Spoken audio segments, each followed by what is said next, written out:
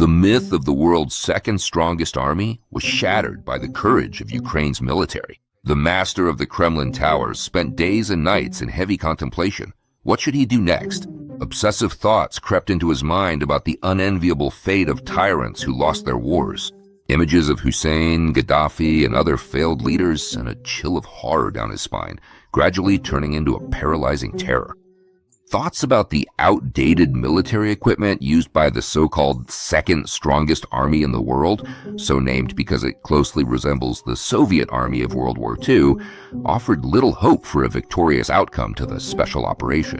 Before the Eurasian Judica's eyes appeared the image of Hitler's death from the Soviet film epic Liberation. Eureka! The beloved leader of all the Siberian cranes might have shouted, if he knew that word. He immediately wanted to summon Shoigu and Gerasimov and sternly ask, "Where the hell are the munitions?" Then share his brilliant idea. But then a thought burned him. He couldn't, after all. They hadn't completed their 2-week quarantine. And as for the shells, there was simply no one left to ask about them anymore. And since there's time to really refine and meticulously polish the idea, it's certainly well worth going through the whole chain of associations again and carefully recalling the details of the exceptionally brilliant plan. So in the beginning, there was Hitler, or more precisely, his death. A rightful sense of pride swept over the grandson of those who fought in the war. After that came the vivid image of the immortal regiment and the gymnast, Alinichka, with a huge banner reading, "We can do it again." Of course, one must tirelessly repeat the actions of the beloved leaders of the proletariat in Nazi Germany. There it is, the solution. The Führer realized that the Third Reich was no match for the military and economic potential of the enemy, and he came to the conclusion that technological superiority was necessary. The fruit of the Reich's technological breakthrough was supposed to be the creation of a miracle weapon, or as the Aryans called it, Wunderwaffe.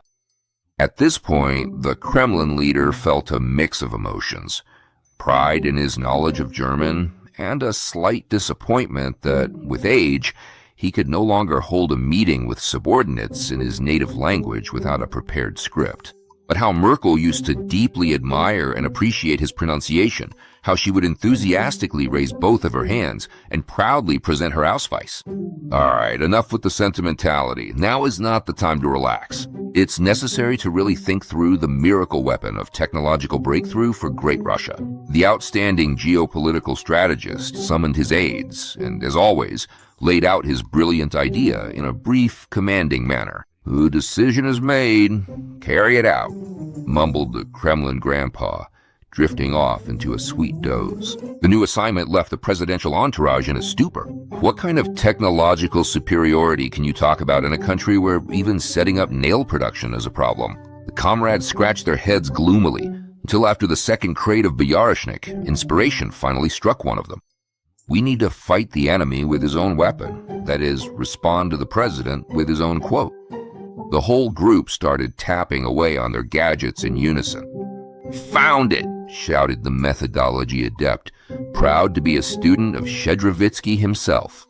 And he jabbed his finger at a video where Putin called nuclear weapons and orthodoxy the two pillars of Russian society, guaranteeing the country's external security and moral health. What nonsense is this? His colleagues exhaled in collected disappointment.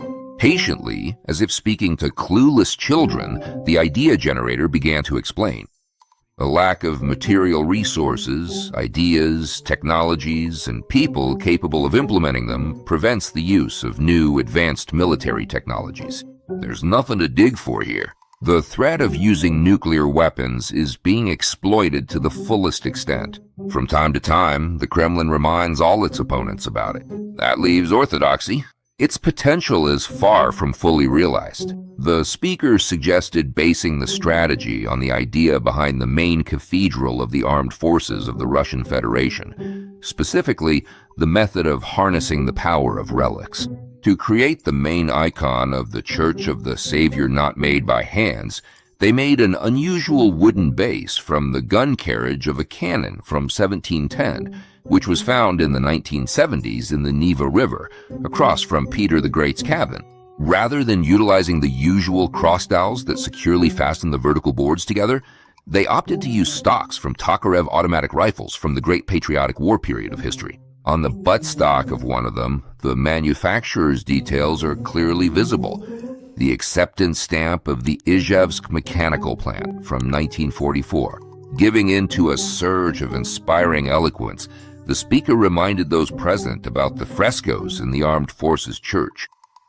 On the mosaic panel, they depicted Putin, Shoigu, Gerasimov, the Goblin Aksionov, Stalin, and the main slogan of the era, "Crimea is ours." However, due to the spitefulness of Russia's enemies, the images of the elite were removed. The sacred slogan, "Crimea is ours," was replaced with a faceless inscription, "We are together." Sure, we're together, but in what way? The image of the leader of all times and peoples, Generalissimo Stalin, was covered with the slogan, "We will raise the banner of victory over Berlin." Idiots, damn it. Who are we going to sell gas to if we take Berlin? Lavrov exclaimed indignantly. They removed the fresco with the greatest leader, but forgot the axiom. If there is Putin, there is Russia. If there is no Putin, there is no Russia. The gathering buzzed with indignation. The speaker realized he had just said something stupid. If there is no Putin in the main temple of Russia's military, then no, you can't even think about that. But after all, in Putin's place, they put up an icon. A sacred place is never left empty. This is a sign heralding the need for a wonder weapon. Suddenly, the curator of the Eurasian Geopolitics Department burst into speech. He had read a few books as a child, which is why he got the agent nickname the Philosopher. What followed was a long and convoluted explanation that the theoretical foundation of Russia's wonder weapon is Daniel Andreev's teaching about egregores, as described in The Rose of the World. The practical application of the doctrine allowed a quick-witted student of Avessalom Podvodny to make a dizzying career leap, from a fellow philosopher in the Eurasian Anti-Orange Front to an unpaid advisor to the head of household affairs for the president of Ukraine. The idea generator caught himself and asked Dugin to stop with the philosophical rambling, since everyone was starting to fall asleep. Regaining the initiative, the speaker reminded the audience of the impression made on Russian society by the icon depicting Stalin surrounded by the marshals of victory. The gathering buzzed approvingly, recalling how in the Belgorod region, Hieromonk Afinogen held a litany with this icon. All the facts presented are genuine. I will personally prepare a report for the president, declared Diamond, still not fully conscious and nursing a hangover. Transcendental, blurted out Shoigu and Gerasimov, but after exchanging glances and seeing the look on each other's faces, they realized neither of them knew what the word meant. Instead, Gerasimov mumbled something about the great victory, while Shoigu hurried to wrap up the meeting by issuing an order to develop a concrete action plan for implementing the high-tech miracle weapon. Soon after, as a letter to a lucky soldier, the fortunate ones in the Russian army received a box of humanitarian aid from the United Russia Party as a gift. Along with the grains and canned meat, the box contained a bottle of holy water and an icon of Putin with the inscription, Almighty.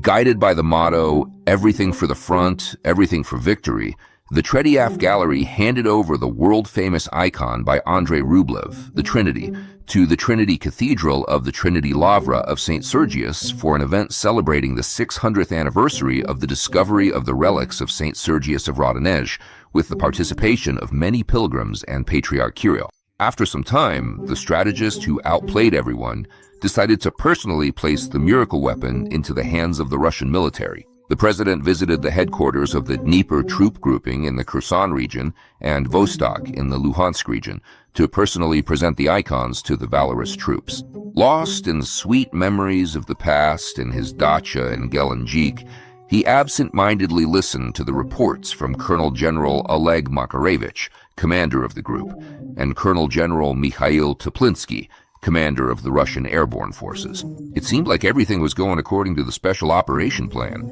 But 2 weeks after the large-scale invasion of Ukraine, the icon of the Mother of God, softener of evil hearts, began to stream myrrh in the main cathedral of the armed forces of the Russian Federation. In footage captured by parishioners, you can see red-colored myrrh, resembling blood, running down the icon. No one in the Kremlin towers realized that the attack on Ukraine had been condemned by higher powers. In their chauvinistic frenzy, not a single Russian authority remembered that icons only helped Nicholas II to lose the war, destroy the empire, and doom the dynasty.